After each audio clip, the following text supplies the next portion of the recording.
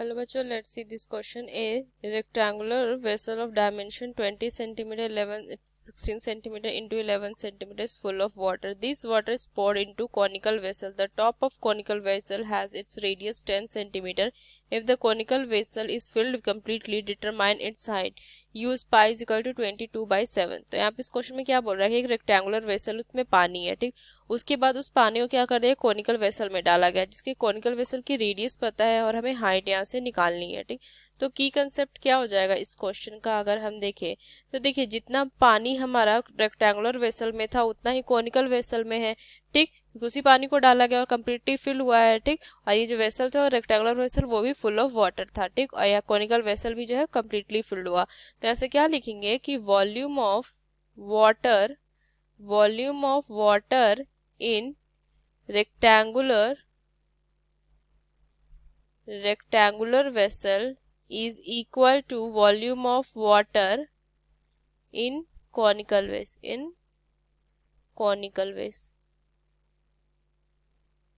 vessel होगा यहाँ से, ठीक। तो यहाँ से हमारा क्या हो जाएगा, वॉल्यूम ऑफ रेक्टेंगुलर, अगर हम देखें तो वॉल्यूम ऑफ यहाँ पे ये रेक्टेंगुलर वेसल जो हो जाएगा वो क्या हो जाएगा हमारा, यहाँ से इसका क्या हो जाएगा, वॉल्यूम ये हो जाएगा हमारा यहाँ से इसकी L into b into h ये होगा, ठीक।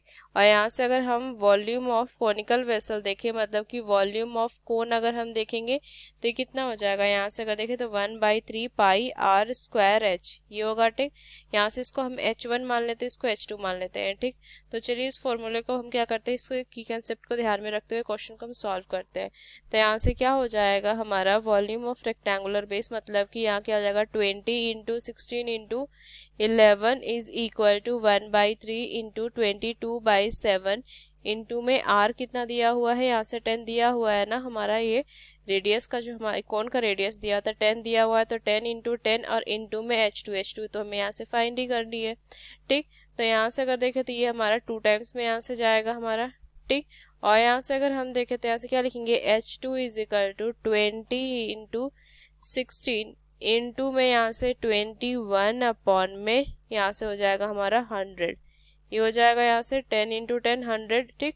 और यहाँ से इंटू में ये 2 भी रहेगा, ठीक।